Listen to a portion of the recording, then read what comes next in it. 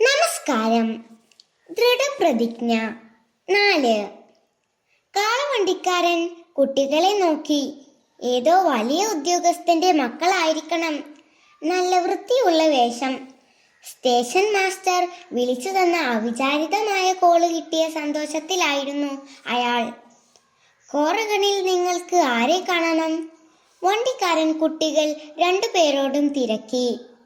രാംജി ഞങ്ങളുടെ അച്ഛനാണ്. അവിടെ ഒരു കടയിൽ കണക്കെഴുത്തു ജോലിയാണ്. വണ്ടിക്കാരൻ്റെ നെറ്റി ചൊളിഞ്ഞു. അയാൾ കുട്ടികളെ തുറിച്ചു നോക്കി. നിങ്ങൾ ഏതു ജാതിയിൽപ്പെട്ടവരാ കുട്ടികളെ? മഹർ ജാതി. ഉടനെ വണ്ടിക്കാരനൊന്ന് നടുങ്ങി. അയാൾ വണ്ടിയിൽ നിന്ന് പുറത്തു ചാടി. വേഗം വണ്ടിയിൽ നിന്നും കാളകളെ അഴിച്ചു മാറ്റി.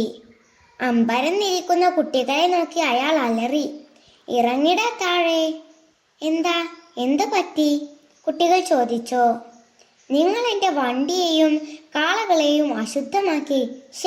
വണ്ടി കഴുകാതെ കാളകളെ കുളിപ്പിക്കാതെ ഇനി എങ്ങനെ വീട്ടിൽ പോകും? റോഡിൽ നിന്നുകൊണ്ട് ഭീം ചോദിച്ചു. നോക്കൂ, ഞങ്ങൾ രാവിലെ കുളിച്ച് വൃത്തിയായി വരികയാണ്.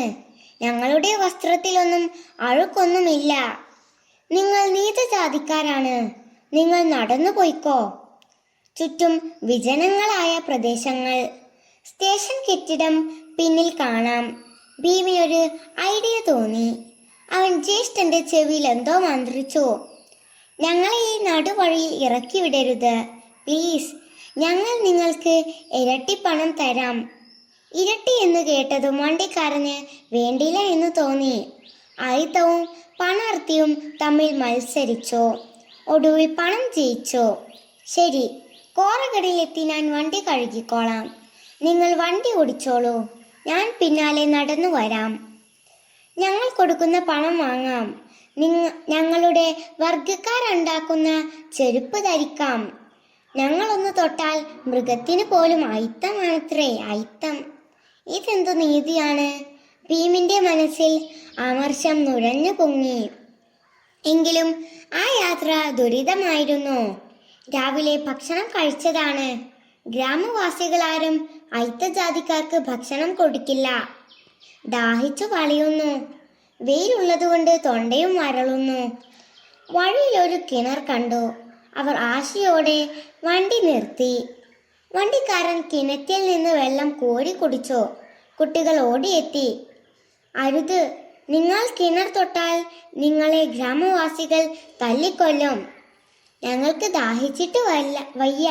ഇത്തിരി വെള്ളം കോരി തന്നാലും മതി, കുട്ടികൾ യാചിച്ചു.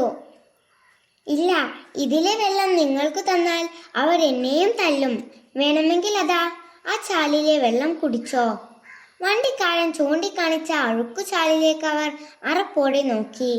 വിശപ്പും ദാഹവുമായി അവർ അർദ്ധരാത്രിയോടെ അവരുടെ അച്ഛൻ്റെ അടുത്ത് കോറഗണിലെത്തി. അവരുടെ കത്ത് കിട്ടിയിരുന്നുവെങ്കിൽ അച്ഛൻ രാംജി റെയിൽവേ സ്റ്റേഷനിൽ എത്തുമായിരുന്നു. ബാലനെങ്കിലും ധീരനായ ഭീം മനസ്സിൽ ഉറച്ചു. ഈ അനീതികൾക്കെതിരെ ഞാൻ പോരാടുക തന്നെ ചെയ്യും.